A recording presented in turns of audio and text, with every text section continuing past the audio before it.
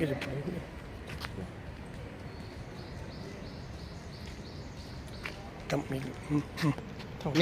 अमोल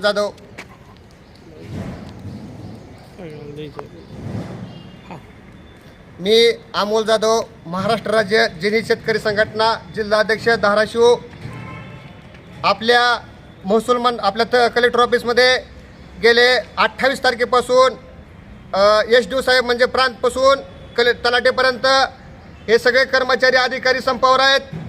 लोकशाहीच्या मार्गानं पहिल्यांदा निवेदन द्यावं लागतं, पण ह्यांनी कुठल्याही प्रकारचं न निवेदन देता हे काम बंद आंदोलनाला गेलेले आहेत.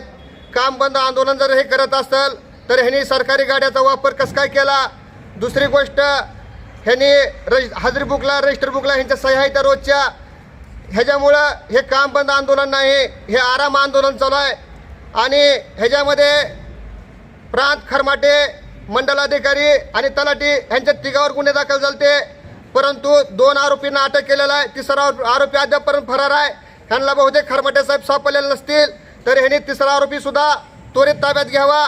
आणि दुसरी माझी अशी मागणी होती की ज्यावेळेस आम्ही मराठा समाजाचे आंदोलन करतो किंवा इतर समाज आंदोलन करतो त्यावेळेस डिपार्टमेंटला लिगली निवेदन द्यावं लागतं. असं ह्यांनी कुठलंही निवेदन त्यांनी दिलेलं नाही.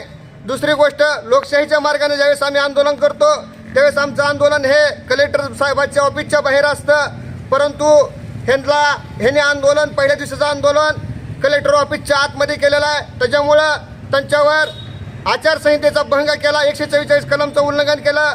ह्याच्यावर कडक कारवाई करण्यात यावी.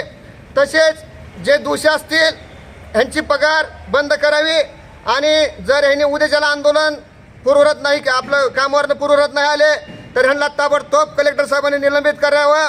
आणि जर न केल्यास परत मराठा संघटना किंवा शेतकरी संघटना यांना जाब विचारल्याशिवाय सोडणार नाही. आणि ह्यांनी उद्यापासून कामावर यावं ही माझी विनंती आहे.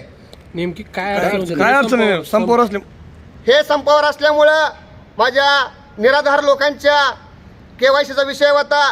ते बिचारे गावातच आधार कार्ड पॅन कार्ड घेऊन तलाट्याला हुडकीत बसले, तर एकही तलाठी कामावर नाही. दुसरा विषय असा होता, आता ॲडमिशनचा विषय चालू आहे, विद्यार्थ्याचं ॲडमिशन चालू आहे, परंतु हे बंद असल्यामुळं माझ्या विद्यार्थ्यांना कुठलंही डॉक्युमेंट शाळेचं भेटत नाही. ह्या तलाट्याचे मंडलाधिकाऱ्यांच्या सह्या भेटत नाही त्याच्यामुळं त्यांचे ॲडमिशनला प्रॉब्लेम येत आहे. तर हे जे सगळे जिम्मेदारी धरून ही जे लोक सामील आहेत यांच्यावर कडक कारवाई करावी. आणि मी SP साहेबांना पण विचारणा करतोय, ज्यावेळेस आम्ही आंदोलनं केली जाते त्यावेळेस आमच्यावर गुन्हे दाखल होतात. ह्यांनी बेकायदेशीर आंदोलनं केलेली आहेत, ह्यांच्यावर अद्यापर्यंत का गुन्हे दाखल झालेले नाहीत. मला तर असं वाटतंय की महसूलचा आणि पोलीस डिपार्टमेंटचं साठलोट चालू आहे. तुम्ही आराम करा, आम्ही काय तुम्हाला हुडकीत नाही, तुमच्यावर कुठलाही कलम दाखल करत नाही. हे चालणार नाही. पोलीस स्टेशननी सुद्धा ह्यांच्यावर कडक कारवाई करावी आणि ह्यांच्यावर जे भारतीय घटनात्मक गुन्हे आहेत ते गुन्हे दाखल करावे ह्यांच्यात.